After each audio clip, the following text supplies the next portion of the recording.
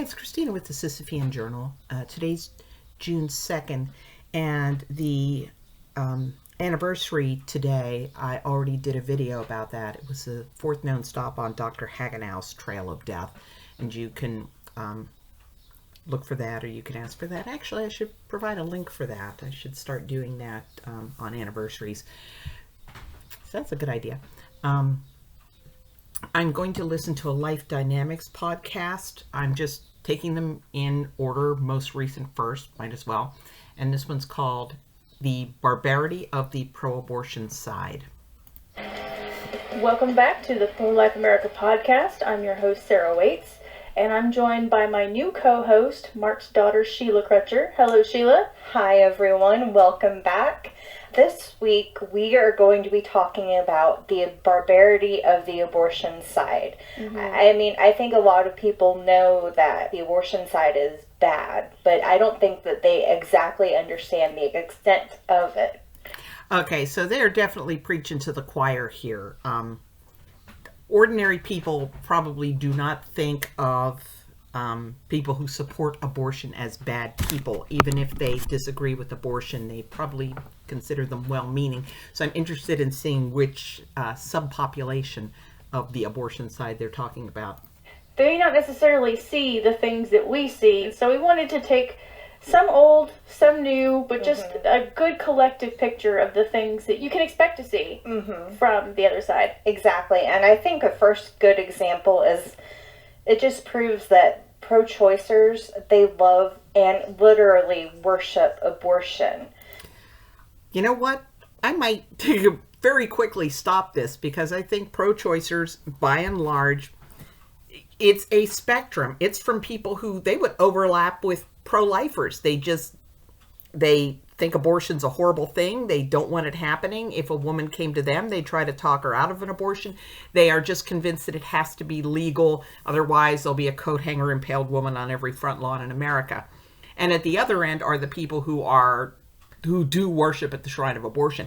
And I don't like the fact that this podcast is lumping everybody over at this end.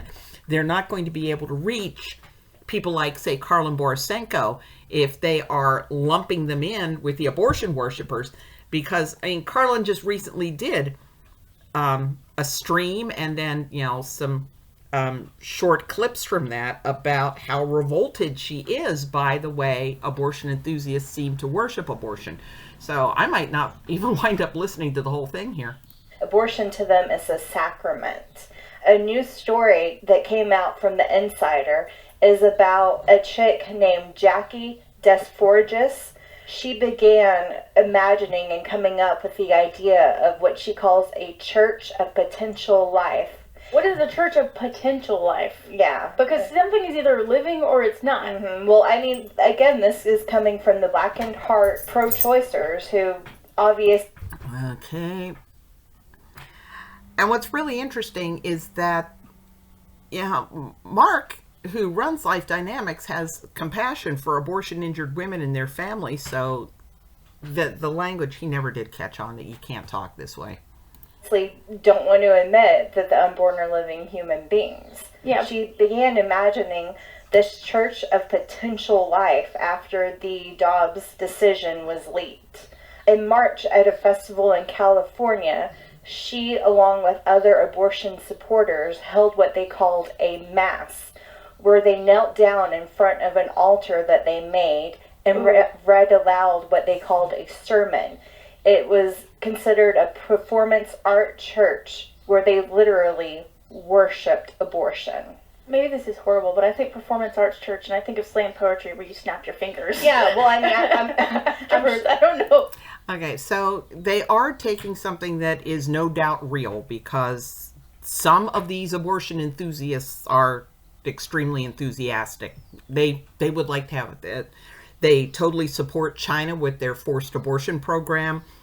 They think any woman whose circumstances are less than ideal should be forced into an abortion, whether she wants it or not. And they really think abortion's a great thing. And one man whose comments I read, he said that he was pro-choice, and then he found out and he looked on women who had abortions with kind of pity. After he found out how fully developed these unborn babies were, and that women knew about this and were aborting them anyway, he became in awe of the women who exercised the power of life and death over another human being. And he considered the fact that these women were killing another human being a positive. It was a good thing because these women were being powerful. And somebody, a feminist for life, said, if the way you exercise power is to pulverize an 18-gram fetus, you're pretty pathetic. Now let's go on. I'm sure they read some poetry or whatever, but she said, so I decided I wanted to do something with this draft and kind of write women back into it. And I decided I wanted to take it from a form of manifesto for a kind of this new imaginary religion that sort of worships abortion and female autonomy. Write women back into what? What have we been written out of? I guess the Constitution. I guess their constitutional right to abortion, or what they call their constitutional right to abortion. Because there is no constitutional right to an abortion. No, what we have a constitutional right to is life. Yeah. Which they seem to completely ignore. I mean, this is a perfect example of our peopleofchoice.com website. Peopleofchoice.com shows, what the people of choice are really like. Yeah. Okay, the People of Choice website, it's kind of like Libs of TikTok. Okay, it's taking the most outrageous examples. So just so you know what that is. And this goes right along with that. Well, you were talking about how they consider it a sacrament. Mm-hmm. And Margaret always mentioned a book by Jeanette Parrish called The Sacrament of Abortion. And in that book, Parrish basically claims that abortion is some sacred act of sacrifice that the child makes on behalf of you. Mm-hmm. So this is not new for them. They literally do consider abortion some sort of Yeah, and Frances Kissling, an ex-nun, founder of Catholics for Free Choice, she is one of the people who presented abortion as, she said if she, as a fetus, could have made the choice, she would have sacrificed her own life for the betterment of her mother. And therefore, we just can assume that any fetus would gladly sacrifice his or her life for whatever it is that the mother considers more important than that baby's life, which is kind of twisted. Sacrament, as if like it's a holy rite. The Church of Satan, with the overturning of Roe versus Wade, they're trying to say that they're going to continue doing abortions. They're opening up an abortion clinic, a chemical abortion clinic. We covered that on a podcast a month ago, I guess. Exactly. And they're admitting that it's a sacrament for them. It's part of their religion. Well, it's not just the... Now, the Church of Satan, they don't hold abortion to be a sacrament. They, for them, it's just basically pissing off pro-lifers. They hate Christianity, and they want to do things that flip the bird to Christianity. So they don't believe that anything is holy. Pro-choice side that loves abortion. Some of the most disturbing, blatant examples of the love of abortion comes from people who actually work in the abortion industry. Mm-hmm. There is an article that came out, and the article was about an abortionist who has released a memoir. I guess that's the next step. Once you hit a certain level in the abortion industry, you write a memoir, right? And the abortionist's name is Christine Henenberg. And she describes in the book abortion procedures that she witnessed and that she committed. She also talked about learning how to do D&E abortions at Planned Parenthood, and her teacher, who she refers to just as Rebecca, whether that's the real name or not, I'm not sure. But she says, I had seen D&Es before and had assisted in a few, but I had never seen anything like what Rebecca had just done. It wasn't like surgery at all, but like some athletic feat. She moved with a kind of speed and agility that made the whole thing look at once easy, beautiful, and also impossible.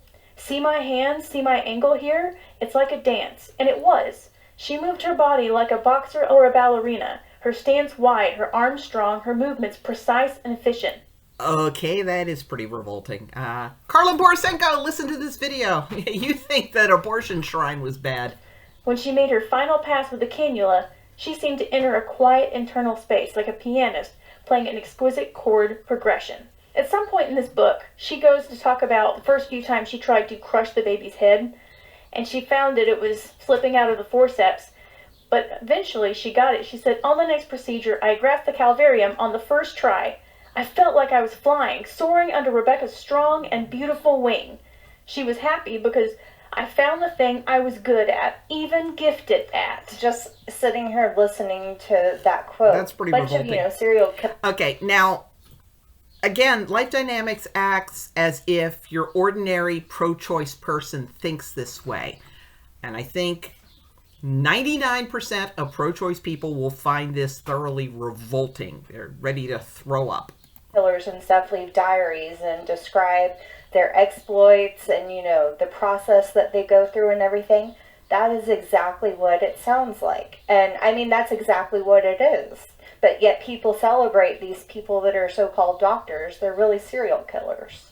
Well, I want to say that this may be the result of rationalizing what you do, because you either have to accept it and embrace it, or it breaks you, because this is the killing of a living human being. So I want to say that this is what this is, but there's also probably people who just gravitate to the abortion industry because they may naturally enjoy that sort of thing. Oh, yeah. But these kind of quotes that you just heard are not a one-off thing. In line 5, there is a quote from an abortion counselor who said, "At first, I was very upset by the abortions, but I have since gotten so excited about it that I thought about going back to nursing school. When you think about it on a certain level, it's really an interesting thing that is happening. It's fascinating when you think about it clinically and not get involved in the people or the babies. Several times I saw really beautiful things happen. I mean, it's physically beautiful." Yeah, so again, these people are either mentally ill, they have such an evil heart, or it's a combination of the two. But no normal person, no normal physician, no normal healthcare provider would get the thrill that these people get out of killing babies. Last February, a Dr. Katie McHugh posted a picture of herself with this huge grin on her face, holding a cannula, which is one of the tools that's used in an abortion. And in the tweet it says, "Happy Friday, hashtag abortion care is still legal in Indiana. We're doing everything we can to keep it that way. Hashtag abortion is healthcare as well as a community priority, a family value, and a normal part of life." She goes on to say, "Abortion is moral, common, and it isn't going away. Neither are we." Well, it may be common, but it doesn't make it moral. And what did she say? A family. And I have talked before about how people tend to do what they believe their peers would do in a similar situation. And I think a lot of this drive to present abortion as normal, everybody's doing it, everybody's doing it, everybody's doing it. Think of those Dr. Pepper commercials, I'm a pepper, you're a pepper, he's a pepper, she's a pepper. Wouldn't you like to be a pepper too? Join the band, join the group of really cool people, right? So you want to join this group of really cool people, of normal people. Normal people have abortions. Don't you want to be normal? Family value. Okay, so it's a family value just as much as prostitution is promotion of family values. As much as prostitution is the promotion of love. Yeah, it's not a family value. Yeah. Okay, I think they're missing a point here. When people talk about abortion as being good for families, they're just like, okay, we're just going to pretend that baby that's getting pulled apart isn't there, but it leaves more resources for the other family members. Therefore, it's good for the family members that don't get aborted. Or as much as allowing. Although it is often devastating to siblings when their unborn brothers or sisters are killed. In one edition of Our Bodies and Ourselves, the chapter about abortion had what they considered some admirable stories about women making the abortion decision. And in one of them, it was a family that already had 2 sons and a daughter. And the woman was pregnant again, and they held a family meeting where they talked to the kids about, we're not going to be able to take as many ski trips. You guys aren't going to be able to get bicycles every year. I don't know if everybody's going to be able to have their own bedroom anymore. if we have this baby. So what do you think? Should we have this baby or not? And the boys are like, no, don't have the baby. We want our bicycles and our ski trips. And the little girl was crying and pleading and saying, I'll never have a new bicycle again, and I won't go on ski trips, and the baby can have my bedroom. Please don't kill the baby. And the family just told her she was outvoted. And the woman went ahead with the abortion. And this was presented as an admirable way for a family to handle this decision. First of all, excuse me, can you consider how traumatic that was for that little girl, pleading for her sibling's life and being told, sorry, you were voted down? And then imagine those boys coming to grips with the fact that they voted to have their sibling put to death so that they could have bicycles and ski trips. You know, that you can't assume that small children are going to, wait a minute, this is, you know, they're like, well, we want to have bicycles and ski trips, and the baby that's going to be killed wasn't real to them. Then realizing that this baby was real and that they had voted for it to be killed. And this is held up as an admirable way of handling abortion in a family. It's just disgusting. A woman to kill her 5-year-old because she can't afford to feed the 5-year-old. That's as much, you know, a family value as Well, you see pro-choice people rationalizing how it is a part of motherhood and making this decision because the children are quote, quote, better off if they do this. What she's saying is basically this argument, right? That it's making the right decision for the quote, quote, family. And, you know, killing your family isn't making the right decision for your family. So the interesting thing is, to this post, I guess she was expecting lots and lots of love from this. I mean, she did get some pro-choice love, but there were pro-choicers on there who were like, this is disturbing. There was one person who said, I'm largely pro-choice, but I question if I'm on the right side of the argument when I see providers get excited to provide abortions. This is a very, very creepy post. And, okay, you two need to connect the ends. You've just recognized that pro-choicers are revolted by this, but then you talk about pro-choicers as if they all embrace this. If you want to reach pro-choicers, you need to point out that you don't think they have this level of enthusiasm. You know, and that, you know, if they're going to be donating their money to pro-choice causes, they might want to think about the fact that they might be donating their money to people with this degree of enthusiasm. Well, yeah, but I mean, that person obviously is on the wrong side because either abortion is acceptable or it isn't. There was lots of comments on there about this, and so this abortionist came back and tweeted, despite the many hateful comments, I am proud to normalize abortion care, smile at, and for people needing help, and honor the people choosing abortion. I celebrate the chance to honor people as they choose their lives, families, and futures. Yeah, well, they definitely aren't choosing their families, and they're definitely not choosing lives or the futures of their own child. What can you expect from the side that has been caught with baby collections? And for those who don't know, Kermit Gosnell, when his clinic was raided in 2010, the authorities were looking for controlled drug violations, but they found, amongst the horrible conditions in that clinic and the other outrageous things that were happening, bottles of aborted babies scattered throughout the building. District Attorney Seth Williams stated that there were bags and bottles holding aborted fetuses that were scattered throughout the building. There were jars lining the shelves with severed feet that he kept for no medical purpose. Well, okay, now with Kermit Gosnell, I think you need to make a distinction between the stockpiling fetuses and the feet in jars. The stockpiling fetuses, I think, was just because he was too cheap to pay for biohazard disposal, because he was a cheap son of a bitch. He certainly didn't pay anybody to do housekeeping with flea-infested cats roaming around and crapping on the floor. I mean, he wouldn't even get flea treatments for his cats. But the feed in jars, now he's never been able to adequately explain it, but that was kind of a creepy hoarding thing. And I don't recall any other cases where fetal remains were treated as trophies like that. And we had Ulrich Klopfer, who was hoarding fetuses in his garage and in his in a junked car, and they never could figure out why. But that also might have been that he was just too cheap to pay for the disposal, so he stashed them, figuring he'd get rid of them somehow later. We're 20 minutes in now, so this is going to be a part 1, and I'll come back and do part 2 tomorrow.